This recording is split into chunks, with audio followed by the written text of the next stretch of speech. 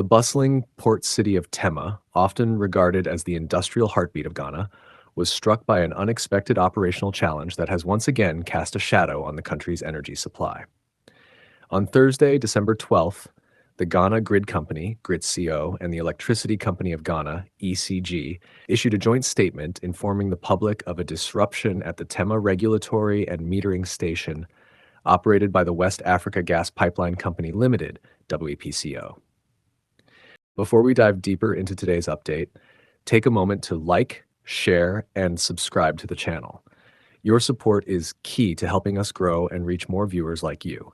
Don't forget to hit the notification bell so you never miss out on exciting updates. The technical intricacies of Ghana's recent power challenges stem from the operational disruption at WAPCo's Tema Regulatory and Metering Station, a critical node in the supply chain of natural gas.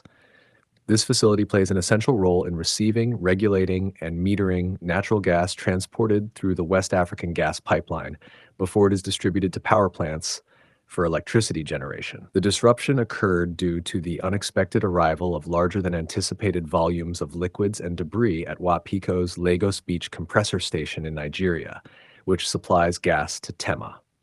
Such foreign substances can compromise the integrity of pipeline operations, necessitating an immediate shutdown to prevent further contamination or damage to downstream equipment. These safety measures, while necessary, have a direct impact on the gas supply to thermal plants in Tema, which rely on consistent fuel delivery to maintain stable power output. Thermal power plants are particularly sensitive to disruptions in fuel supply because they are designed to operate continuously at optimal capacity. Interruptions in gas flow force these plants to reduce their output or halt operations entirely, leading to a cascade of consequences in the national grid. Ghana's power generation mix relies heavily on thermal plants, which complement hydroelectricity to meet national demand. When thermal plants are taken offline, the burden shifts to hydroelectric sources, which may already be constrained, particularly during dry seasons. This imbalance creates a shortfall in generation capacity, necessitating load management strategies, commonly referred to as dumbsore. The grid itself is designed to maintain equilibrium between supply and demand, and any significant deviation from this balance can trigger localized outages to prevent a complete system failure. Addressing such disruptions requires technical expertise and coordinated efforts across multiple entities, including WAPCo, GRIDCo, and ECG. First, the affected compressor station must be cleared of debris and liquids, a meticulous process involving specialized equipment and procedures to ensure the pipeline's integrity.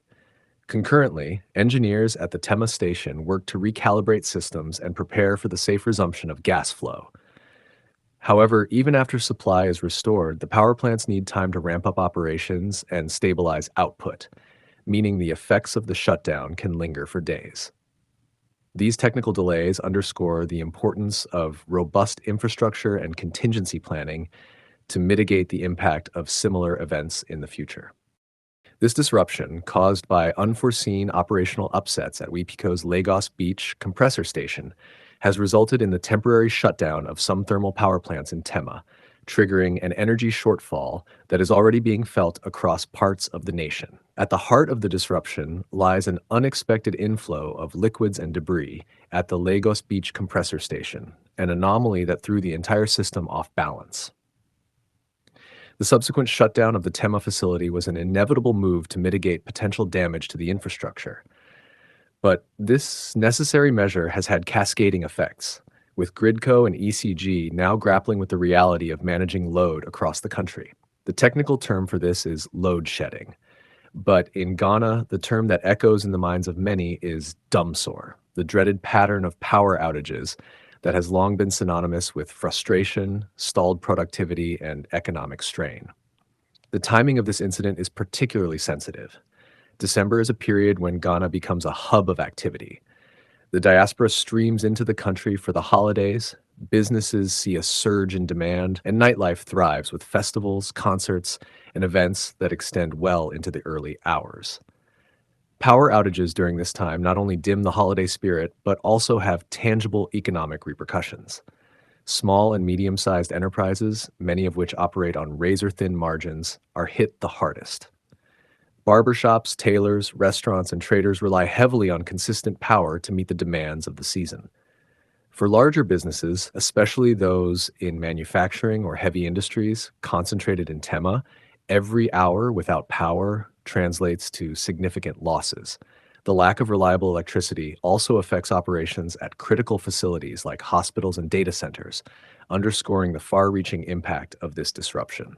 As night falls, the vibrant streets of Accra, Kumasi, and other major cities are beginning to experience the unsettling silence that comes with power outages. Bars and nightclubs, which typically serve as pillars of Ghana's booming tourism industry during the festive season, are forced to scale back operations. Some resort to running expensive generators, a stopgap measure that eats into profits and raises operational costs. Others have no choice but to close their doors early, disappointing customers and dampening the lively atmosphere that visitors and locals alike have come to cherish. GRIDCo and ECG, in their statement, were quick to assure the public that the issue is temporary and that efforts are underway to resolve the situation as swiftly as possible. However, the reality is that every passing hour without resolution adds to the mounting pressure on businesses and households. For families, especially those in lower income brackets, the ripple effects are deeply personal. Children are unable to study at night, food stored in refrigerators risks spoiling, and the lack of lighting compromises safety and security in neighborhoods across the country. The broader economic implications cannot be overlooked.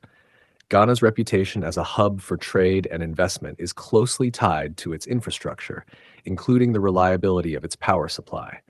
The current disruption, though temporary, serves as a stark reminder of the vulnerabilities in the system.